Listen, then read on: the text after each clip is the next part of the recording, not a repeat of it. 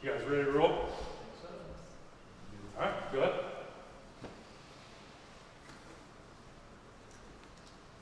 Dabo said last night that DJ is going to be the starter again this week.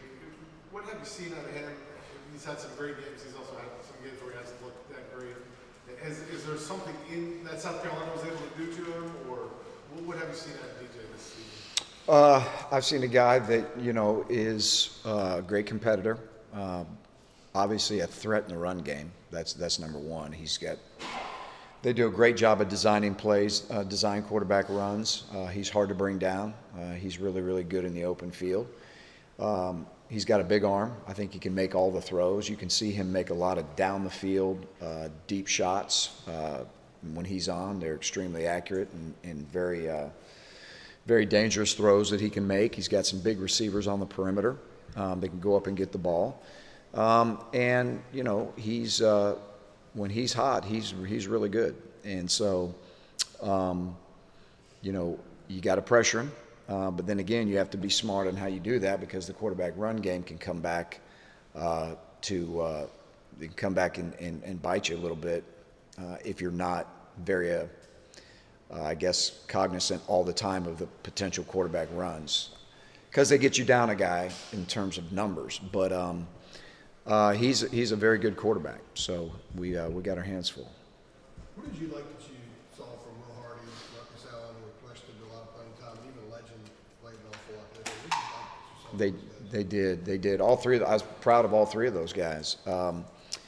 It's hard for true freshmen to come in and in an environment like they did Saturday and play well. And both of the young guys, Will and Marcus, both played very well. I was very proud of them, and the moment was not too big for them.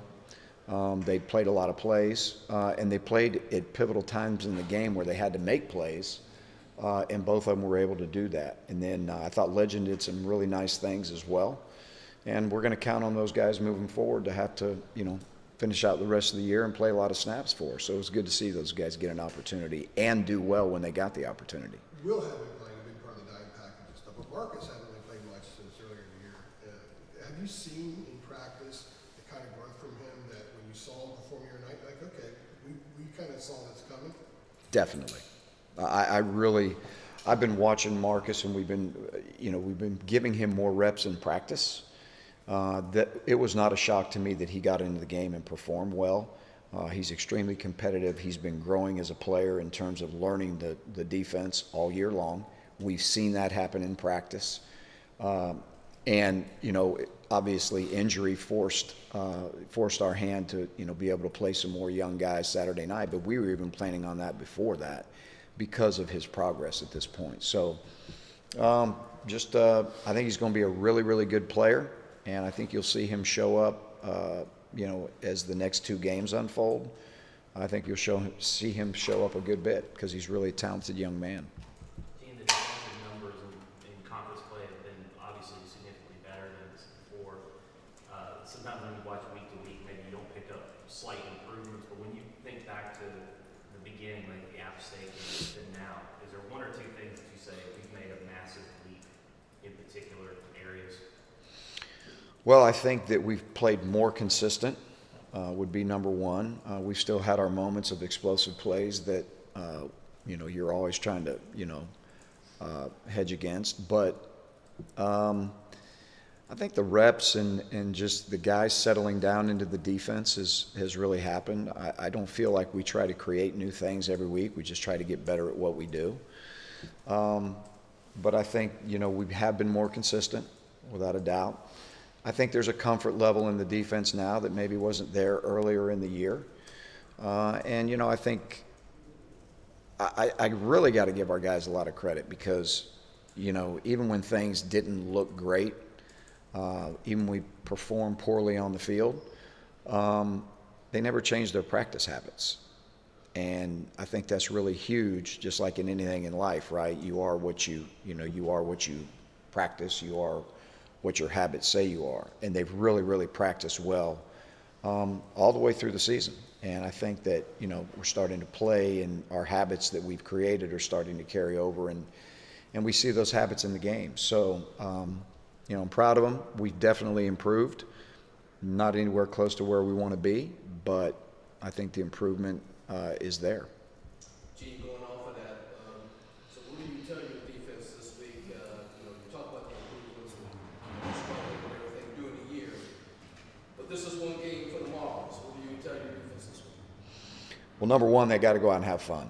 I mean, you can coach an entire career and you can play an entire career and never have the privilege to play in a game like this. So the first thing they have to do is go out and enjoy the moment and have fun with this, because it really is an honor.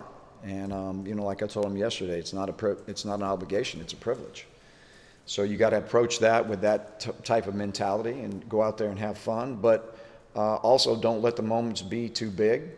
Go out there and play and execute like you would any other game or like you would in practice every day. And that's really the message every week, right? So playing in these championship games they're fun, and I want them to embrace it. And you never know when you get a chance to do it again. But we have to execute at a high level.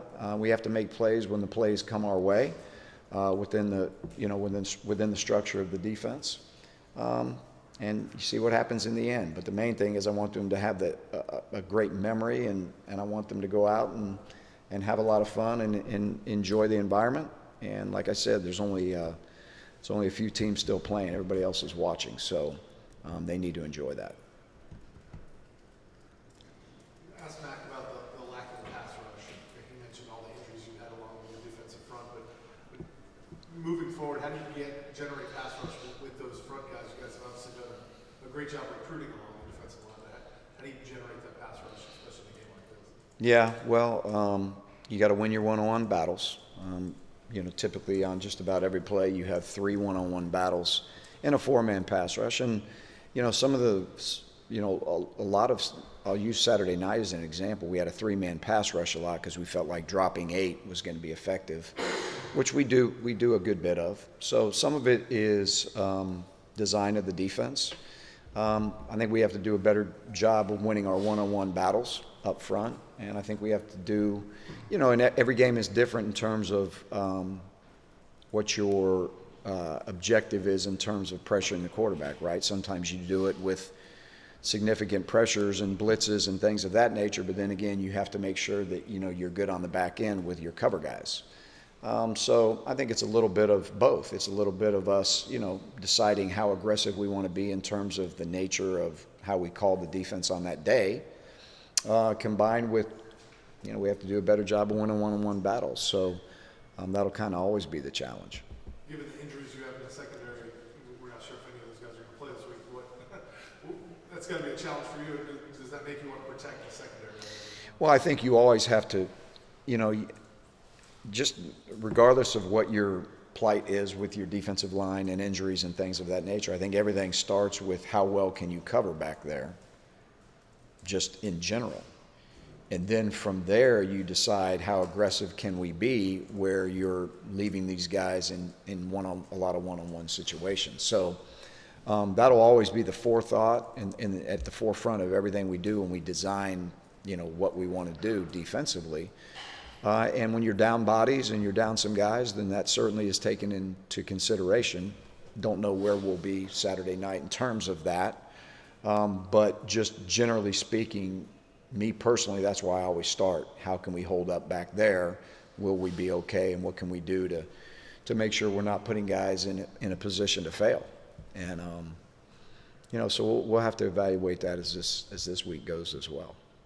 Cayman has pretty much taken over the Jack spot. They played all but 7 snaps at the Jack the other night. You lose him as a rushette, what he can do there. So is part of the problem with generating a pass rush up front the fact that he has to play Jack now, and you don't have Noah out there, so you're kind of lost a little bit in the rush part, especially also Dez as well. But Cayman specifically, what do you lose from him as a pass rusher when he doesn't have a hand on the ground and he's playing Jack and he's got more responsibilities? Yes, that's a good question.